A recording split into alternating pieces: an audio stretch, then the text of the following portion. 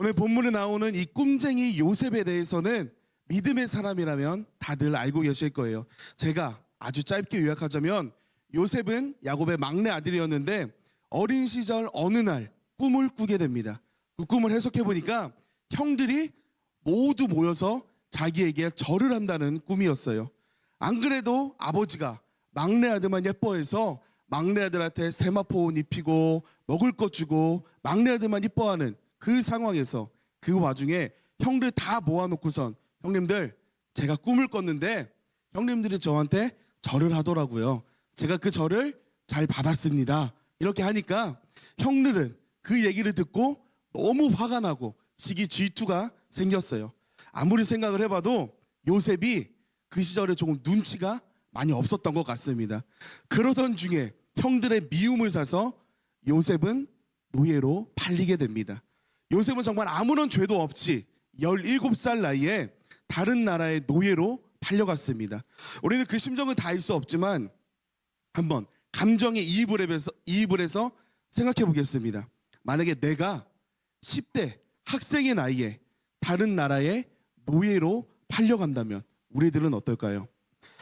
내가 돈을 벌려고 가족들과 떨어져서 남의 집에 들어가서 일을 하기만 해도 서럽고 힘이 든데 일방적으로 노예로 팔려간 겁니다. 심지어 나를 판 사람이 어제까지 나랑 같이 밥을 먹었던 친형제들이에요. 원래는 죽이려고 했는데 그래도 우리가 죽이지는 말자. 아니 왜? 우리 죽이기로 했잖아. 아니 그래도 지금 상인들이 오는데 저 사람들한테 얘를 팔면 우리가 돈이라도 받을 수 있잖아 하면서 돈에 동생을 팝니다. 실제로 그렇게 팔려갔고 요셉은 17살 나이에 애굽 땅에 끌려가게 됩니다. 그리고 애굽에 가서 오늘 말씀처럼 보디발 집에 노예로 살게 됩니다. 제가 만약에 직접 겪었다면 너무나 슬프고 무서워서 잠도 안 올 것 같아요. 지금 요셉은 우리가 알듯이 총리로서 나라를 다스리는 통치자가 아니라 어린 학생의 나이입니다. 외롭고 무섭고 두려운 건 너무나 당연한 거예요. 그런데 그런 환경 속에서도 요셉은 형들을 원망하거나 슬픔에 빠져서 인생을 포기하지 않았습니다. 오히려 팔려간 그 집에서 인정을 받아서 주인 다음으로 높아지게 됩니다. 그래서 그 집을 마음대로 관리하고 부하들까지 두는 위치에 오르게 돼요. 오늘 본문에 나왔다시피 이 보디발은 돈이 조금 많아서 가정부를 쓰고 이런 차원이 아니라 왕을 모시는 시위대장이었습니다. 그렇다면 이제 이 요셉의 인생이 활짝 피게 되었느냐? 아닙니다. 그 집에서도 보디발의 아내 때문에 억울한 누명을 쓰고 감옥까지 가게 됩니다. 요셉은 끝까지 하나님 앞에서 정직하고 믿음을 잃지 않고 살려고 노력을 했을 뿐인데 뒤에서 자신을 음해하는 그 말들 때문에 상황은 다시 악화되었어요. 근데 우리가 이걸 들으면서 착각하면 안 되는 게 지금 요셉이 어떠한 죄를 지어서 하나님에게 죄의 값을 받고 있는 게 아니라는 겁니다. 요셉은 그저 하나님께서 주신 꿈을 꾸었고 그 꿈을 믿었습니다. 그런데 노예가 된 거예요. 얼마나 외롭고 슬프있지 우리가 알 수 없습니다. 그런데 그 노예 생활 가운데서 총 지배인이 되어서 이제는 내가 이제 부하들을 다스리면서 적응 좀 하나 싶었는데 감옥에 가게 된 거예요. 거기서 자그마치 10년 동안을 살게 됩니다. 일반 죄수들을 모아놓는 감옥이 아니라 왕에게 대적한 사형수들을 넣는 지하 감옥에 끌려가서 쇠사슬에 묶인 채 살게 됩니다.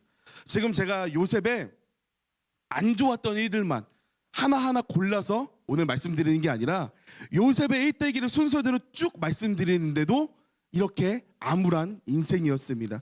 많은 사람들이 인생에서 어려움을 당하거나 실망을 경험할 때 그 실망감으로 하나님에 대한 불순종을 정당화하려고 합니다. 다시 말해서 내가 지금 느끼는 이 실망감이 내 불순종을 정당화할 수 있다라고 생각을 해요. 잠깐 예로 말씀드리면 하나님이 내 인생에 대한 책임을 다하지 않으신 것 같다. 내가 어떤 상황에 처했는지 하나님 한번 보세요 하면서 하나님 저도 이제 제 인생 제가 알아서 살 거예요. 이렇게 불순종의 정당화로 이어집니다. 다시 말씀드려서 하나님이 내 인생 가운데 내가 원하지 않는 아픔과 내가 원하지 않는 낙심거리들을 주셨으니까 나도 이제 주를 위해 살지 않겠다. 내 인생 내가 한번 살아보겠다. 내가 이렇게 불순종하는 것은 하나님께서 나에게 실망감을 주셨기 때문이다. 이렇게 합리화를 합니다. 그런데 우리는 하나님과의 관계를 맺을 때 이런 식으로 하나님과 나 사이를 정리하면 안 됩니다. 요셉의 이야기를 다들 아시겠지만 하나님에게 실망할 만한 어려움과 유혹들이 계속해서 있었습니다.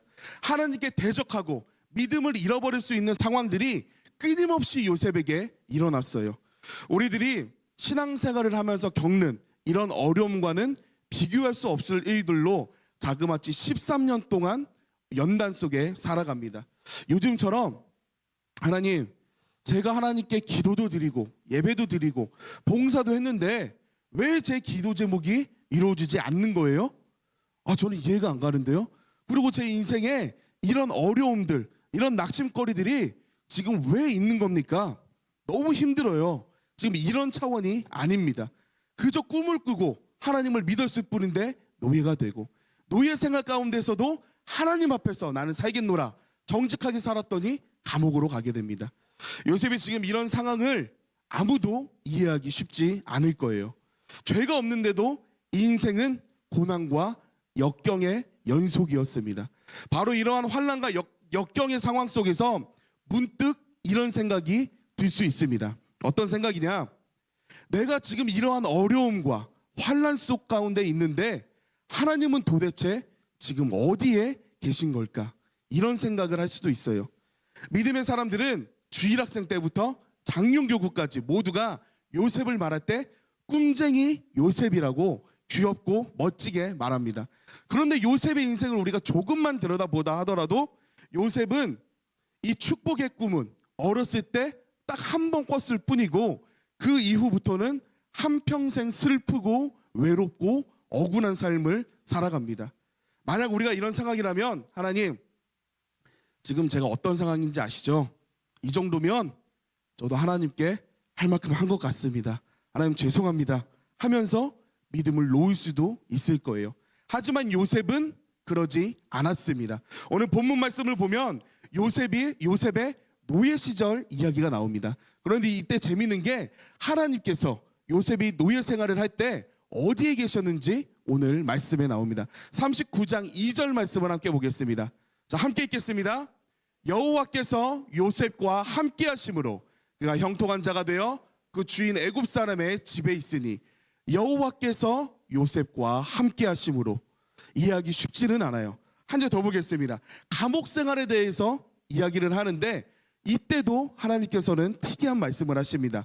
9장 23절 함께 읽겠습니다. 전옥은 그의 손에 맡긴 것을 무엇이든지 돌아보지 아니하였으니 이는 여호와께서 요셉과 함께 하심이라.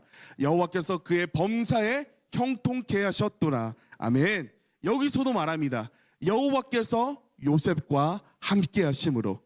지금 요셉의 상황을 놓고 본다면 정말 하나님이 요셉과 함께 하신다고 보기는 힘들 수도 있습니다. 세상적인 관점에서만 바라본다면 지금 요셉이 하나님께서 저와 함께 하셔서 제가 죽을 위기였는데 제가 이제 노예가 되었습니다. 하나님께서 저와 함께 하십니다. 하나님께서 또 저와 함께 하셔서 제가 노예가 아니라 이제는 감옥에 들어와서 살게 되었습니다. 제가 이렇게나 하나님을 통하여서 형통한 삶을 살고 있습니다. 믿으십니까? 요셉이 간증할 수 있었을까요? 간증할 수 없다라는 거예요. 인간의 눈으로만 본다면, 당장 그 상황에 처한다면 우리는 이게 하나님의 섭리라고 보기 힘들 수 있습니다. 그런데 우리가 하나님이 주신 영적인 믿음의 눈으로 본다면 하나님께서는 요셉과 함께 하신다는 것을 우리가 분명히 깨달을 수 있습니다.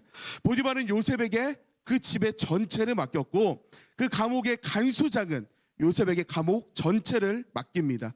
훗날 이 바로 왕은 그 애굽 나라 전체를 요셉에게 맡기게 됩니다. 요셉을 총리로 세우기 위한 하나하나의 과정들이었을 뿐이에요. 요셉은 미처 깨닫지 못했을 수도 있지만 감옥에 있는 그때 요셉은 새로운 두 명의 사람들을 만납니다. 한 명은 술 맡은 자와 한 명은 떡 굽는 자입니다. 이 술 맡은 자는 왕의 먹는 술을 관리하는 사람이었어요. 거기에 독이 들어있는지 없는지 미리 확인을 하는 사람이었습니다. 그 당시에는 암살 시도가 많았고 음식에도 독을 많이 타기 때문에 쿠데타도 많이 일어났습니다. 그래서 왕이 음식을 먹거나 술을 먹기 전에 그 음식과 술을 먼저 관리하는 사람들이 있었습니다. 우리 조선 시대에도 똑같이 있었죠. 그런데 오늘 감옥에 들어왔던 그 사람은 어디 멀리서 음식을 하고 반찬을 하는 사람들이 아니라 고위 관직자였습니다. 왕의 측근들이었어요. 왕의 전적인 신임을 얻어야 있을 수 있던 자리였습니다. 당연히 그럴 수밖에 없는 게 왕의 생명에 걸린 문제니까 왕이 믿고 왕이 신임하는 사람을 그 술 맡은 자로 세웠습니다. 왕의 꿈 내용을 듣고 나중에 요셉을 부르는 사람도 이 술 맡은 자입니다. 이런 사람이 감옥에 들어오고 요셉과 만나게 되었어요. 그런데 어느 날 이 떡 굽는 자와 술 맡은 자가 아주 이상한 꿈을 꾸게 된 거예요. 그래서 그 감옥 안에서 자기들끼리 얘기를 나누다가 요셉에게도 말을 합니다. 내가 이러이러한 꿈을 꿨는데 이게 도대체 무슨 꿈인지 내가 잠이 안 온다, 답답해서. 그랬을 때 요셉은 하나님이 주신 지혜로 그 꿈을 하나하나 풀어서 설명을 해줍니다. 그런데 그 해석대로 떡 굽는 자는 죽게 되고 술을 맡은 자는 다시 왕에게로 돌아가게 됩니다. 그런데 요셉의 믿음이 얼마나 대단하냐. 이 지하 감옥까지 왔으면 하나님께서 주신 그 약속의 꿈은 잃어버릴 법도 한데 그 와중에 술 맡은 자에게 이보시오, 당신이 나가면 나를 꼭 기억해 주세요. 저는 정말 죄가 없는데 억울하게 누명을 씌워서 지금 이곳에 있습니다. 왕에게 제 상황을 한 번이라도 말씀해 주세요. 이렇게 고백합니다. 그런데 술 맡은 자가 바로에게 요셉을 전하지 않고 까먹은 채로 하루하루 살아가요. 그로부터 만 2년 뒤에 바로 왕이 굉장히 불편한 꿈을 꾸게 됩니다. 그래서 나라의 모든 학자들과 현자들을 다 불러 모아서 자신의 꿈을 설명하고, 자, 이제 이 꿈이 무슨 꿈인지 나에게 해석해봐라 하는데 아무도 그 꿈을 해석할 수 있는 사람이 없었더라는 거예요. 근데 그때 술 맡은 자가 바로 뒤에서 술을 따르면서 그 얘기를 듣다가 문득 감옥에 있던 요셉이 생각이 납니다. 그래서 왕에게, 왕이시여, 제가 감옥에서 이러이러한 일들이 있었는데 그 요셉이라 하는 수감자가 저의 모든 꿈을 해석해줬고 그 꿈대로 제가 왕에게 돌아올 수 있었습니다 라고 구하자 왕이 그 자를 데리고 오라고 말을 해요.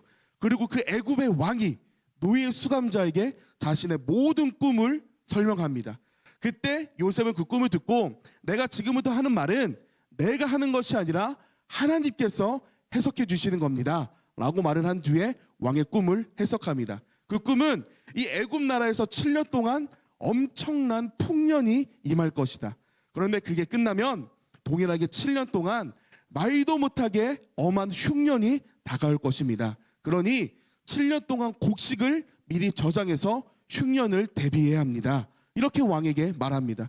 그때 이 요셉의 해석을 듣고 이 왕이 모든 신하들을 불러 모아서 이렇게 고백합니다. 41장 38절에서 42절입니다. 창세기 41장 38절에서 42절까지 한 목소리로 합독하시겠습니다. 바로가 그 신하들에게 이르되 이와 같이 하나님의 신이 감동한 사람을 우리가 어찌 얻을 수 있으리요 하고 요셉에게 이르되 하나님이 이 모든 것을 내게 보이셨으니 너와 같이 명철하고 지혜 있는 자가 없도다. 너는 내 집을 치리하라. 내 백성이 다 내 명을 복종하리니 나는 너보다 높음이 보좌뿐이니라. 바로가 또 요셉에게 이르되 내가 너로 애굽 온 땅을 총리하게 하노라 하고 자기의 인장만지를 빼어 요셉의 손에 끼우고 그에게 세마포 옷을 입히고 금사슬을 목에 걸고. 아멘. 여기서 다윗을 온 나라의 총리로 세웁니다. 여기에서 왕이 세마포 옷을 입히는데 이게 무엇을 뜻하냐면 요셉이 노예로 팔리기 전에 가족들과 지낼 때에 아버지가 요셉에게 세마포를 입혔던 것을 떠올리게 합니다. 죄수이자 노예였던 이 자가 이제 온 백성을 다스리는 힘있는 총리가 되었습니다. 어떻게 이런 말도 안 되는 일이 일어날 수 있느냐? 바로 하나님께서 직접 요셉의 이야기를 쓰고 그 이야기를 쓰신 대로 만들어가고 계시기 때문이에요. 이 이야기가 어떤 이야기냐면 조금 거슬러 올라가면 요셉의 아버지이자 요셉의 조상들이 나옵니다. 이삭, 야곱, 아브라함이 나오죠. 이때 하나님께서는 자식이 없는 아브라함을 부르셔서 내가 너를 통하여 하나님의 국가를 세우겠다. 너의 자손들이 번성하게 될 것이다. 이렇게 약속을 하셨어요. 그런데 아브라함에겐 자손이 없었습니다. 하지만 믿음으로 나중에 이삭을 낳게 되죠. 이제 이삭이 자손들을 낳고 야곱들이 또 자손들을 낳으면서 살아가고 있는데 이제 이스라엘 민족이 하나님의 약속처럼 번성할 때가 됐는데 그 자들이 살고 있는 지역에 흉년의 때가 다가오고 있었습니다. 그렇기 때문에 아브라함 자손 중에 누군가 한 명이 높은 자리에 있어서 이 모든 자손들을 먹고 마시게 할 수 있는 능력자가 있어야 돼요. 그래야지 번성할 수 있었습니다. 바로 그때 선택받은 자가 30살의 노예 요셉이었던 것입니다.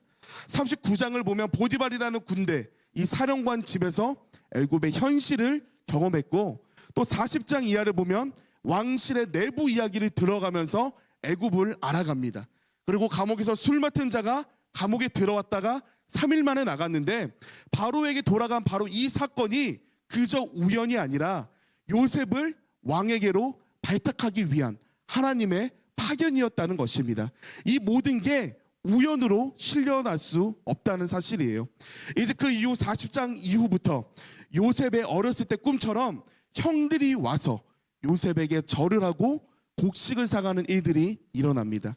이 말씀을 듣고 제가 어렸을 때 주일학생 시절에 제가 의문을 가졌어요. 성경에 의문을 가진 건 아니고 단순한 궁금증이 생겼어요. 왜냐하면 하나님의 말씀을 들었을 때 하나님께서는 아브라함에게 그렇게 많은 복을 주시고 이삭에게도 또 복을 주시고 야곱에게도 수많은 복을 주셨는데 왜 이 자손들은 남한테 가서 절하고 뭘 얻어와야만 할까? 이 막연한 궁금증이 주일학생 때 있었습니다. 성경을 조금만 보면 알 수 있는데 제가 정말 성경을 안 읽었던 것 같아요. 이때 7년간 흉년이 난다고 아까 말씀드렸죠. 이 7년간의 흉년이 얼마나 컸는지 애굽뿐만이 아니라 애굽 주변에 있는 모든 국가들에게까지 확산이 되어서 이 요셉의 고향인 가나안까지 흉년이 들어가게 됩니다. 이 요셉의 아버지인 야곱은 하나님께서 복을 주셔서 많은 돈과 재산들이 있는데 그 지역 자체가 흉년이라 곡식을 살 수가 없어요. 우리가 알듯이 쌀이 없는데 금덩어리가 아무리 많더라도 그 금은 쓸 수가 없는 거예요, 살아갈 때. 그래서 자식들이 수많은 재산들을 가지고 애굽으로 곡식을 사러 이동했던 것입니다. 바로 그때 형들과 요셉이 만나게 됩니다. 그 이후 말씀부터는 형들에 대한 요셉의 용서와 사랑 이야기들이 나옵니다. 요셉은 가족들이 타지에서 굶고 있는 것을 보고 견딜 수가 없어서 나의 가족들이여 전부 애굽으로 와서 나의 먹고 마시는 것을 함께 즐깁시다 이렇게 말하고서 애굽으로 부릅니다. 그때 애굽으로 들어갔던 이 70명뿐인 이스라엘 자손들이 모세와 함께 출애굽을 할 때 성인 남성만 60만 명이 되어서 출애굽을 하게 되는 거예요. 성인 남성만 60만 명이라고 하면 그 가족들, 여성, 어린아이, 노인들을 합산하면 200만 명이 넘는 자손들로 번성시켜서 하나님이 이끌어내시는 겁니다. 많은 사람들이 자신의 이야기가 자신이 계획한 대로 내가 목표한 대로 이루어지기를 바라지만 내가 생각한 대로 모든 게 이루어지는 경우는 거의 없습니다. 살아가면서 모두가 취업의 문제, 직장의 문제, 가족의 문제, 자식의 문제, 수많은 것들을 놓고 고민하며 살아갑니다. 때로는 내가 가는 길 가운데서 상처가 있을 수도 있고 어려움이 있을 수도 있고 낙심할 만한 상황들이 있을 수도 있습니다. 하지만 그 가운데 우리가 붙잡고 일어나야 하는 말씀이 있는데 그 말씀이 바로 로마서 8장 28절 말씀입니다. 로마서 8장 28절 함께 읽겠습니다. 우리가 알거니와 하나님을 사랑하는 자 곧 그 뜻대로 부르심을 입은 자들에게는 모든 것이 합력하여 선을 이루느니라. 아멘. 그 뜻대로 부르심을 입은 모든 자에게는 합력하여 선을 이루는 역사가 일어납니다. 우리가 하나님을 택한 것이 아니라 하나님께서 우리를 택하여 세우셨고 또 우리에게 사명이 있어서 우리 대만교회를 부르셨다는 것은 누구도 부인할 수 없는 사실입니다. 지금 내 상황이 만족스럽지 않고 내가 해놨던 계획과 내가 했던 생각과 다를 수도 있습니다. 하지만 내 길을 인도하시고 또 그 길을 가장 아름다운 길로 인도하실 분은 내가 아니라 바로 하나님이시라는 사실입니다. 요셉이 노예 생활을 할 때 믿지 않는 사람들은 이런 식으로 생각할 수 있습니다. 하나님이 도대체 어디에 계시길래 하나님을 위해 산다는 저 사람을 노예 생활하게 내버려 둘 수 있느냐. 그리고 또 감옥에 갔을 때 야 봐라, 하나님이 계시다면 저렇게 감옥까지 보내겠냐, 이런 생각을 할 수도 있어요. 하지만 하나님은 그 시간에 요셉과 함께 계셨다고 분명히 말씀을 하십니다. 요셉과 함께 계신다는 것은 요셉은 미처 그것을 깨닫지 못하지만 하나님께서는 분명히 무언가 일을 하고 계신다는 거예요. 본문 39장 2절 말씀을 한 번 더 보겠습니다. 함께 읽겠습니다. 여호와께서 요셉과 함께 하심으로 그가 형통한 자가 되어 그 주인 애굽 사람의 집에 있으니 요셉과 함께 있으므로. 그렇다면 이제 노예가 아니라 감옥에 끌려갔을 때는 하나님께서 잠시 벌어두셨느냐. 39장 20절 21절 말씀을 함께 보겠습니다. 20절 21절 함께 읽겠습니다. 이에 요셉의 주인이 그를 잡아 옥에 넣으니 그 옥은 왕의 죄수를 가두는 곳이었더라. 요셉이 옥에 갇혔으나 여호와께서 요셉과 함께 하시고 그에게 인자를 더하사 전 옥에게 은혜를 받게 하시매. 아멘. 내가 원하는 대로 되지 않을 때, 내 생각과 다를 때, 내가 어려움을 만날 때 도대체 하나님이 어디 계신 거냐고 의문을 품는 바로 그때에도 하나님은 여전히 우리와 함께 하신다는 사실을 믿으시기 바랍니다. 아멘. 하나님께서는 언제나 우리와 함께 하사 우리의 앞길을 인도하시고 모든 것이 합력하여 선을 이루도록 역사하시지만 연약한 인간인 우리들은 내 생각과 내 기준과 내 소원과 다를 때, 또는 내가 생각하지 않았던 아픔들이 나에게 찾아올 때 우리들은 믿음이 약해지기도 하고 하나님께서 나의 인생을 책임지지 않으시는구나 실망을 하기도 합니다. 하지만 우리는 오늘 요셉을 통해서 분명하게 알게 되었습니다. 하나님께서는 우리를 어떤 길로 인도하실지 우리들은 알 수 없습니다. 우리는 미래를 알 수 없어요. 또 우리가 어떠한 모습으로 하나님께 쓰임 받을지 이것 또한 우리도 알 수 없습니다. 저도 제가 지금 이 시간 여기서 설교를 하고 있을 거라고는 한평생 꿈에도 생각을 못했던 일입니다. 그런데 하나님께서 인도하시는 일입니다. 하나님께서 써주심에 감사하고 또 가장 복된 길로 나를 인도해 주시겠지, 이 믿음만 있다면 우리는 세상의 환경을 초월할 수 있고 내 생각을 이겨낼 수 있고 하나님의 음성을 구하며 범사에 감사함으로 살아갈 수 있다라는 거예요. 하나님께서 오늘 여러 번 분명하게 오늘 우리들에게 말씀하셨습니다. 여호와께서 함께 하심으로, 여호와께서 함께 하심으로. 제가 저번 설교에도 말씀드렸다시피 성경에는 동일시 원칙이라는 게 있다고 말씀드렸어요. 지금 하나님께서는 요셉에게 말씀을 하고 계시는 거지만 우리는 성경을 읽을 때 수천 년 전에 요셉 이야기로 읽는 게 아니라 바로 그 말씀에 나를 대입시켜서 나에게 하시는 말씀으로 우리가 받는 것입니다. 그래서 모든 것이 합력하여 선을 이루는 것도 나의 말씀이고 하나님께서 요셉과 함께 하신다는 것도 하나님께서 나와 함께 하신다라고 우리가 믿어야 하는 거예요. 우리의 삶 가운데 내 소원이 이루어지지 않고 내 계획대로 이루어지지 않는다고 할지라도 지금 성도님들 옆에는 분명히 하나님께서 함께하고 계십니다. 그리고 그 하나님께서 가장 복된 길로 인도하실 거라는 그 믿음만 우리에게 있다면 모든 환경과 내 생각을 초월하여 우리가 범사에 감사함으로 살다가 주님께서 예비하신 수많은 복들을 체험하고 또 세상을 축복하며 살아갈 줄 믿습니다. 하나님께서는 지금도 성도님과 함께 하시고 앞으로도 함께 하실 것입니다. 내 모든 삶에 함께 하사 역사하시는 이 하나님을 요셉과 같은 믿음으로 굳게 믿는 대망의 모든 성도님들 되시기를 주님의 이름으로 축원합니다. 아멘.